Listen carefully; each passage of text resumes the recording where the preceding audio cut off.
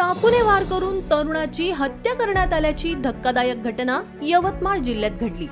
यवतमाळ जिल्ह्यातील राळेगाव येथे घडलेल्या या घटनेने सर्वत्र खळबळ उडाली असून पोलीस या प्रकरणाचा अधिक तपास करत आहेत। याबाबत सविस्तर माहिती अशी की धारदार शस्त्राने 6 ते 7 वार करून तरुणाची हत्या करण्यात आल्याची घटना यवतमाळच्या राळेगाव येथील बस स्थानकासमोर घडली। छोटू ओंकार असं मृतकाचं नाव असून पूर्व वैमनस्यातून ही हत्या झाल्याचं सांगण्यात येत आहे। मृत तरुण छोटू ओंकार बस स्थानकासमोरील मोबाईल शॉप जवळून जात असताना अज्ञात आरोपीने चाकूने मानेवर आणि पोटावर वार केले। या हल्ल्यात छोटू ओंकार याचा घटनास्थळीच मृत्यू झाला। याबाबतची माहिती मिळताच पोलीस तसेच स्थानिकांनी घटनास्थळी धाव घेतली।